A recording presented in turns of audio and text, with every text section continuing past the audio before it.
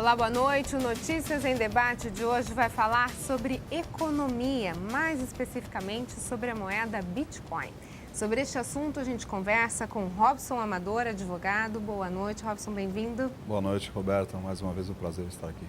E com Luciano Simões, economista. Boa noite, Luciano, bem-vindo. Boa noite, Roberta. Obrigado pelo convite. Bom, recentemente a gente teve a notícia de um cyberataque em vários países do mundo, onde a moeda em troca para poder fazer o resgate das informações confiscadas era o tal do Bitcoin. O que é esse Bitcoin? Bom, a questão o Bitcoin sim, ele acaba sendo uma moeda virtual, uma moeda digital, alguns costumam falar. Não é a única, temos outras moedas, porém, desde o seu lançamento, ela acabou ganhando uma perspectiva econômica de volume, de quantidade em relação ao seu valor, e hoje ela já tem um mercado dela. Então, quando houve esse ataque, consequentemente as pessoas também procuraram muito mais, não só buscar saber, mas investir nela. E aí acabou dando uma alavancada nesse mercado que não era tão desconhecido, né? Na verdade, já tem um nicho de mercado já que atende há alguns anos, mas para a reles população agora que o pessoal está ouvindo falar de Bitcoin. Ganhou um destaque maior justamente por conta de ser uma moeda utilizada como forma de resgate, né, para que as pessoas pudessem ter os seus equipamentos eletrônicos, voltar ao uso dos equipamentos eletrônicos, seus dados. Né? Então, por isso ganhou bastante repercussão e sem dúvida, o maior beneficiário foi os próprios investidores que já possuíam essas moedas, né? Essa moeda e necessariamente aproveitar essa ocasião para poder aumentar seus investimentos.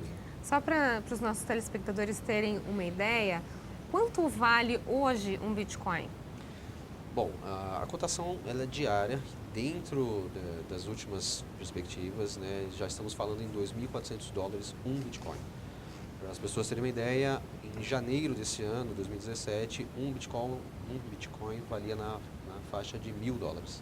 Quer dizer, teve 150% de valorização. Uma valorização muito expressiva, né? Aliás, é algo para quem tem dinheiro investir nesse momento. Você, como economista, sugere isso até agora, Luciano? Assim, a gente tem que tomar cuidado de comentar uma situação dessa e as pessoas falarem, poxa, então se dá tanto dinheiro e tal, é uma operação de risco. Alto risco, né? Sim. Assim como ações, assim como bolsa de valores, ela está nessa linha, né, de valorização. É natural que na crise as pessoas busquem outros investimentos. No caso do ouro, que é natural que as pessoas busquem, ele tem uma certa valorização. O mercado do ouro, quando tem crise, ele é valorizado, né? O Bitcoin, independente da relação da crise, ele está sendo gerado sem um banco central.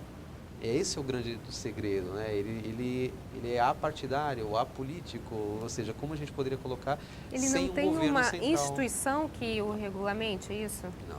Como é que é feito isso, então, Robson? Então, na verdade, você tem um controle estabelecido por usuários, né, de uma rede que lançaram uma moeda, né, que lançaram através de uma criptografia, podemos dizer assim, né? E são algoritmos e que são utilizados como um elemento de troca. Então, a partir do exato momento que você conquista, né, de repente, eu como advogado, né, eu reputo isso a um direito, né? Então, a partir do momento que você adquire esse direito, né, esse direito ele vai representar um número, representar um valor, né? Representando esse valor, né, chegou-se à estimativa, como nós temos a cotação hoje de R$2.400, né, alguma coisa, $2, né? Melhor dizendo, né, você teria essa aquisição desse direito, né? Agora, importante o que o Luciano acabou de dizer, que nós não temos uma regulamentação, né, estabelecida, por exemplo, pelo Banco Central ou pelos bancos centrais dos países envolvidos, ou pela OCDE, por exemplo, né, que é uma organização que se tem ali vários países, né, que tomam assento. Então, me parece que o maior risco numa operação como essa é justamente de você não ter ali um órgão público, né, que faça o controle dessas operações. né? Agora, nós temos ao longo da toda a nossa história da economia outros exemplos de bens, de produtos, né, que também no seu início eles começaram a serem explorados, né, pela sociedade, né, e que obviamente em um determinado momento as nações elas acabaram regulamentando, né, toda a sua utilização, né, toda a forma, né, de utilização dessa moeda, né, de modo que eu penso que nós logo mais chegaremos a esse momento de regulamentação pelos países envolvidos. Você acredita que isso deva acontecer em pouco tempo? Questão de sentido eu ainda acredito que não, no sentido talvez mais médio e longo prazo, eu diria talvez anos. A força que o Bitcoin pegou em situação mundial parte de um princípio ideológico da economia de tirar o governo de uma situação que uma antiga lei econômica do laissez-faire, ou seja, o mercado cuida, não há necessidade de governo. Então, por uma questão não tão tecnológica, mas eu acredito mais ideológica, vai ficar um pouco difícil disso acontecer. Cada governo, de repente, pode pôr a sua condição. Olha, se você está negociando Bitcoin no meu país, né, a questão tributária será tanto. E isso as pessoas daqui a pouco vão sentindo, na declaração de imposto de renda.